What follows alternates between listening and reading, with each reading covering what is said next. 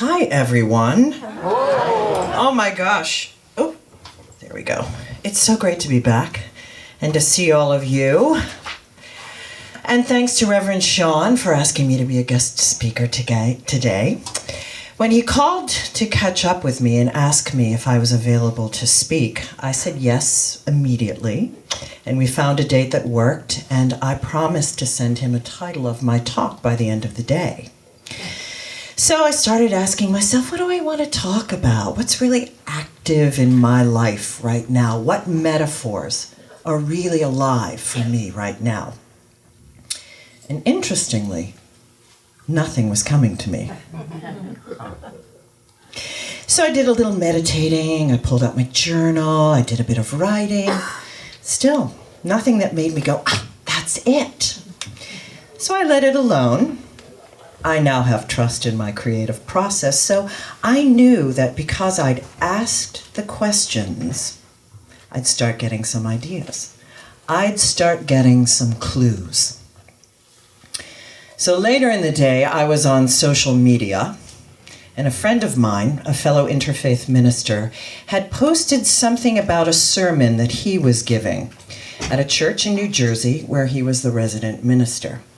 He's a wonderfully opinionated, passionate, and irreverent, and no surprise his sermons reflect that. This particular title really grabbed me, though, for obvious reasons. The Gospel According to Star Trek. Right? Isn't that fabulous? I loved it, and I got it immediately. So, using Star Trek and its indelible characters as a clear metaphor for the spiritual quest to seek out new life, new civilizations, to boldly go where no man has gone before. Let's hear it. Star Trek is celebrated as an exploration of human morality and political and social issues. I would never describe myself as a devoted Trekkie because I only ever watched the original series with Leonard Nimoy as Spock and William Shatner as Captain Kirk. Well, actually, I did see Patrick Stewart as Captain Picard in a couple of episodes of Star Trek The Next Generation because he was, well, Patrick Stewart. But as a kid, I was glued to the television when Star Trek came on, and I practiced Spock's Vulcan salute until it was effortless. So no, I'm not a Trekkie, but I'm enough of a Trekkie that I Googled that title. And lo and behold, there was quite a lot on that topic. There's even a book with this title. Of course there is. With very quick investigation into the book, my eyes were drawn immediately to a page describing Spock's famous hand gesture. It's something from Nimoy's Jewish heritage. A gesture used by Jewish priests during ceremony that is said to bring the congregation to Shekinah, or the indwelling presence of God. Live long and prosper. Is there any better gospel than that? So while I'm Googling that, there's a bunch of other gospel titles, of course there are. The Gospel According to Star Wars, which George Lucas wrote based on Joseph Campbell's book, The Hero. May the Force be with you. The Gospel According to Peanuts. Who could forget, right? Who could forget the gentle wisdom of Linus, who said, worry won't stop the bad stuff from happening. It just stops you from enjoying the good. The Gospel According to Shakespeare. It's not in the stars to hold our destiny, but in ourselves. Then my eyes landed on it. Holy clues. The Gospel According to Sherlock Holmes. That's it. That's me. A spiritual detective. I love detective stories. When I was a little kid, I wanted to be a detective. I grew up devouring Nancy Drew, reading in the dark under my bed covers with a flashlight. I was addicted to watching the detectives of television. Columbo. Yeah. Yes, the disarmingly self-effacing character played by Peter Falk, and Jessica Fletcher. Yes, the word-loving, persistent detective of Murder, She Wrote, played by the glorious Angela Lansbury. And not to mention Inspector Clouseau from the hilarious series of Pink Panther films. The Gospel According to Sherlock Holmes, the eternal skeptic, an unusual spiritual sage, but truth and mystery often comes in odd packaging. I was in. Didn't matter that I wasn't actually a Sherlock Holmes fan. It's all about solving the mystery. Albert Schweitzer said, whenever we penetrate to the heart of things, we always find a mystery. Life and all that goes with it is unfathomable. The heart of this is the mystery.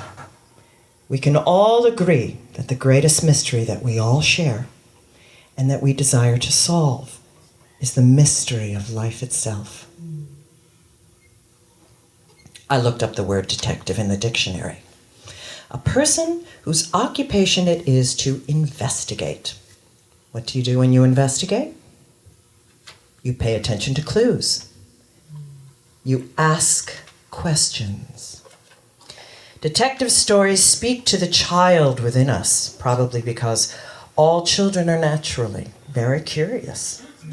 Researchers tell us that kids up to the age of 4 ask 300 to 400 questions per day. Per day, wow. Yeah, you. Anyone with a toddler can verify this after hearing their bundle of joy ask why, why, over and over and over. Yes! So when I was a little kid, we lived in a newly built suburban community in Syracuse, New York, and the land behind our house was not yet built on, but had been partially cleared. So I was able to ride my bike through all of this thinned jungle. I spent hours and hours out there, climbing trees, asking them questions. How old are you? Do you have any kids? Catching pollywogs and asking them, are you excited to become a frog? Asking God, who am I? Why am I here? When I grow up, am I going to marry Davy Jones from the Monkees? Right. Actually, it was Mickey Dolenz for me, but he was cute. Yeah.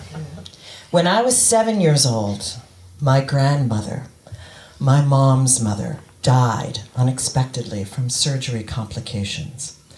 My family had traveled from Syracuse to Pittsburgh to visit her in the hospital after what was to have been a very routine procedure. We arrived after our long drive at the hospital, and I distinctly remember being met by my grandfather, my pap, who delivered the devastating news to my parents, and then watching my mother collapse. This was my first experience with death, and I was extremely curious about it. I tried to engage with all of the adults, asking a myriad of questions. I desperately wanted to see my grandmother. I wanted to understand what had happened to her body and to attend her funeral. But my parents wouldn't let me. They said I was too young, thought I was too sensitive, that it would be too much for me to handle. I was absolutely furious. It was precisely because I was sensitive that I wanted to go, because I understood at 7 that this is the part of the mystery of life. And I had my questions. Funny how kids are much better at simply asking the pertinent questions about tough issues. They don't carry baggage around. They just want to know. Where do we go when we die? When I was 9, my parents moved us from Syracuse to Pittsburgh, partially so my mother could be near her father to care for him. My other set of grandparents were also living in Pittsburgh, and to settle into the community more quickly, we joined their Presbyterian church, and for a while we went regularly. I think it was also a way for my father to feel closer and reconnect to his parents. Well, I absolutely loved going to church. I loved getting dressed up. I loved our minister, tall, handsome, in contrast to his gentle, melodic voice. I loved the ritual. I loved the costume. I loved the iconography and the music. Oh, what a choir we had. We had a soprano in the choir that was straight out of Central Casting. She sang louder than anyone else, with a vibrato that, well, let's just say it shook the heavens. But soon, I began to have a lot of questions about the stories that were being told in these sermons. These stories just didn't make any sense to me. And when I would ask questions, I was put off. I was shut down. I was told to stop by my grandparents, by the adults in general. And try again as I might, I'd hit resistance. And I could only hear "that's just the way it is" a certain number of times. By my late teens, when I could have easily engaged with our minister directly, I'd already mentally left the church, asking my questions out in the world at large, and engaging my spiritual curiosity intimately and directly with Source itself. I find that the way that I understand the world is by asking questions. Curious people have an intrinsic, ongoing interest in their inner landscape, their inner experience, as well as the world around them. Who am I? Why am I here? Where do we go when we die? When I left the church, I added quite a few more questions. Albert Einstein said, "The important thing is not to stop questioning." Curiosity has its own reason for existing. One cannot help but be in awe when contemplating the mysteries of eternity, of life, of the marvelous structure of reality. It is enough if one tries merely to comprehend a little of the mystery every day. The important thing is to not stop questioning, never lose a holy curiosity. Never lose a holy curiosity.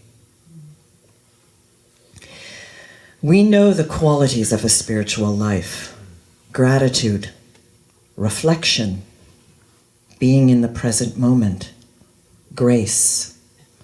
This morning, I want to add spiritual detection, holy curiosity to our list. Joseph Campbell said, "People say that what we're all seeking is a meaning for life.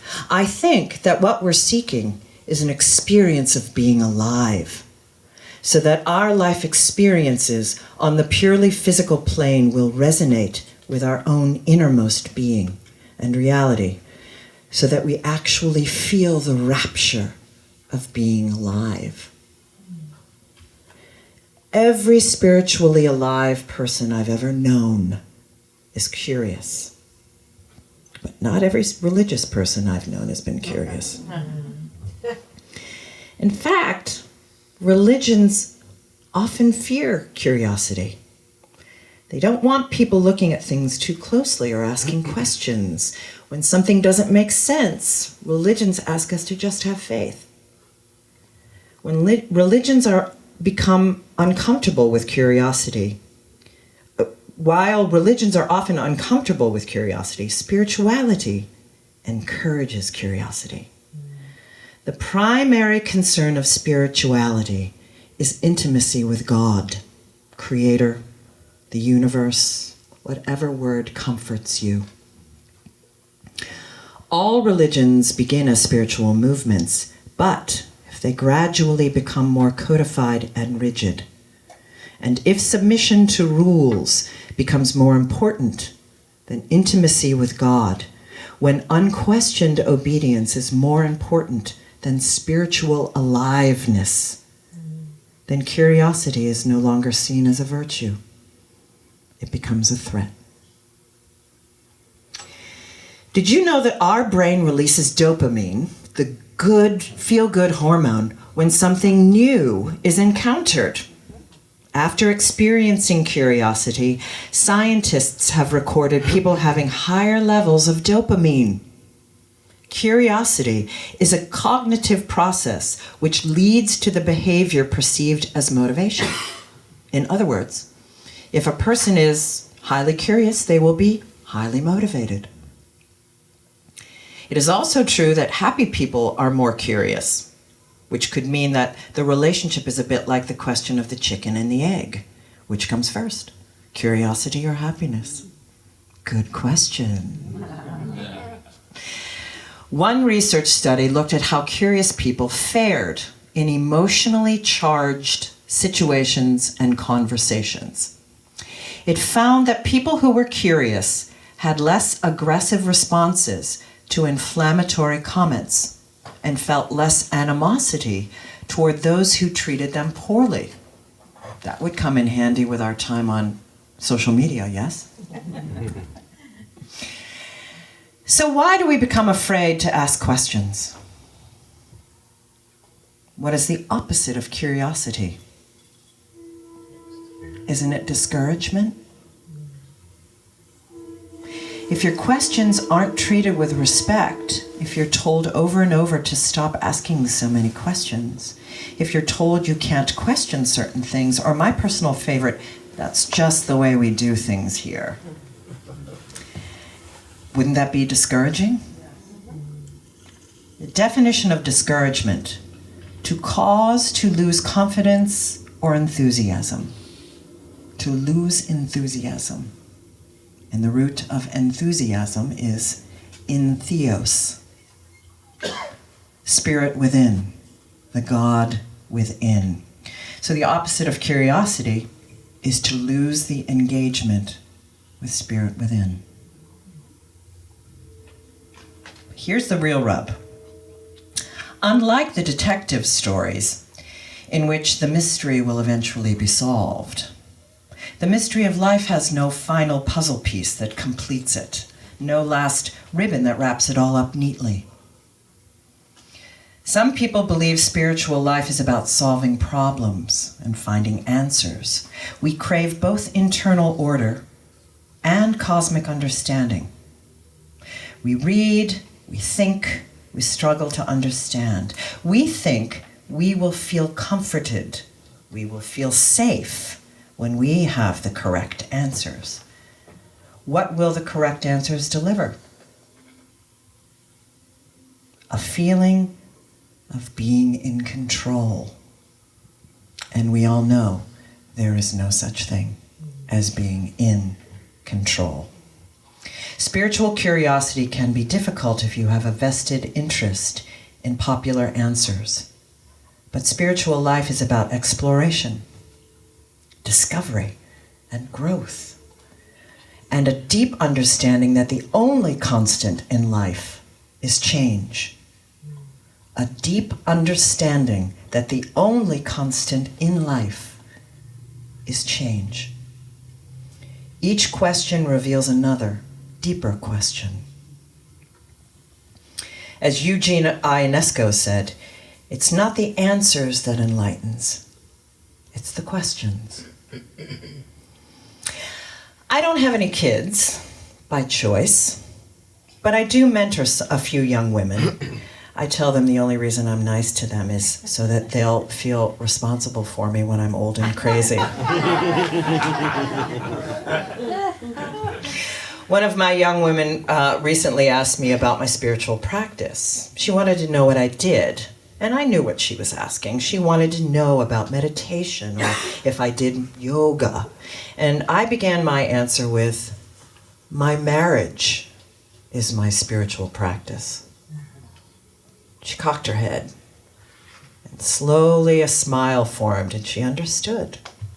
And I added, my creative life, my performing, my singing, my writing. These too are also my spiritual practices. My spirit is fed by many practices, and as I grow and evolve, these practices shift.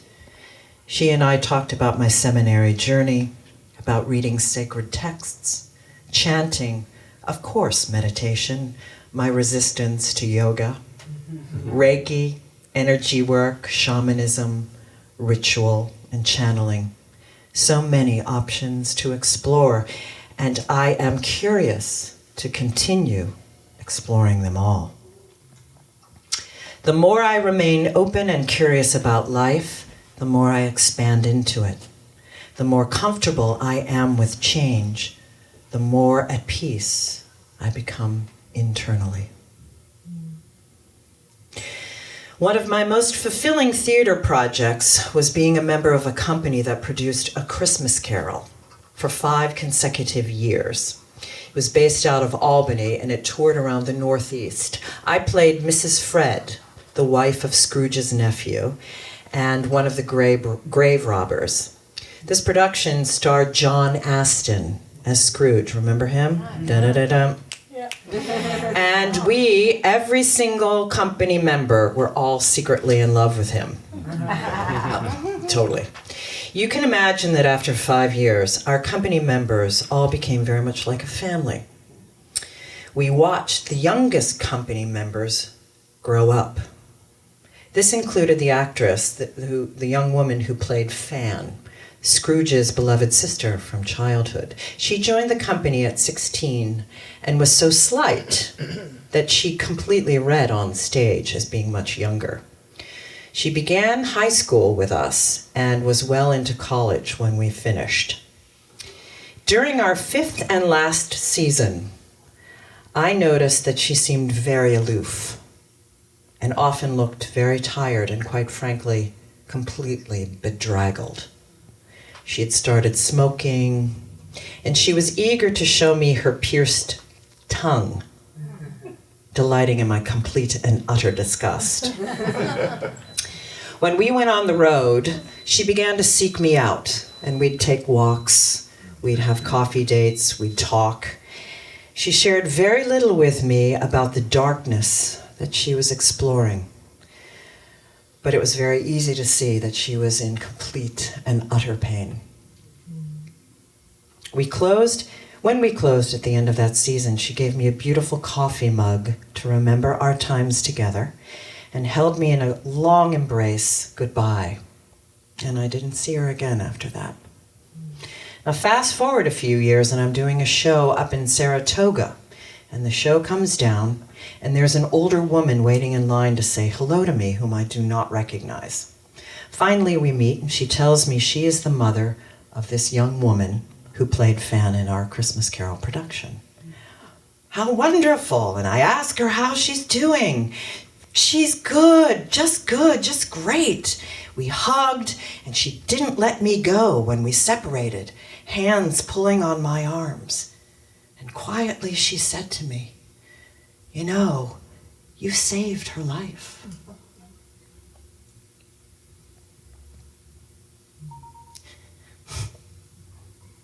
I didn't know how to respond. And I don't remember what I muttered, but I do completely remember what she said next. She told me, "You never put her down. You never told her what to do. You just listened, and you asked all the right questions."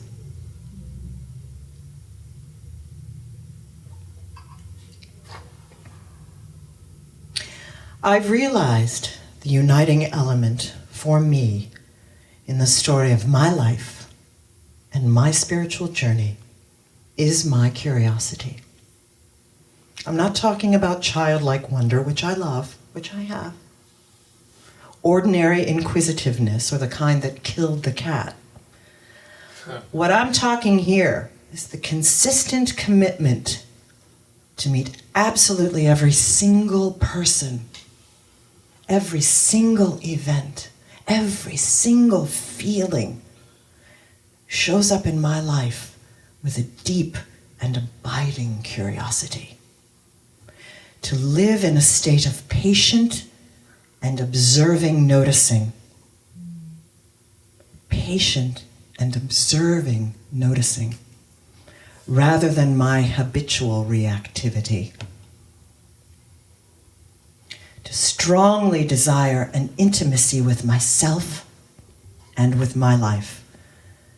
To not only being open to change, not only open to change, but actively seeking it out. So the questions I now ask myself: what am I afraid of? And why? Our fears are a treasure house of self-knowledge if we explore them. Where am I hiding? Where am I hiding? What does true freedom mean to me? What are the questions that you ask yourself these days? We know Holmes, like all good detectives, loves the small details and the contained questions. In his book, The Book of Life, Holmes gives his life philosophy as this, quote, "So all of life is a great chain, the nature of which is known whenever we are shown a single link of it. The divine secret within each of us is indeed the greatest detective story ever written." And to close, one of my favorites by Rilke. "Don't search for the answers which could not be given to you now, because you would not be able to live them. And the point is to live everything. Live the questions now. Perhaps then, someday far into the future, you will gradually, without even noticing it, live your way into the answer." Amen. Thank you all. Thank you.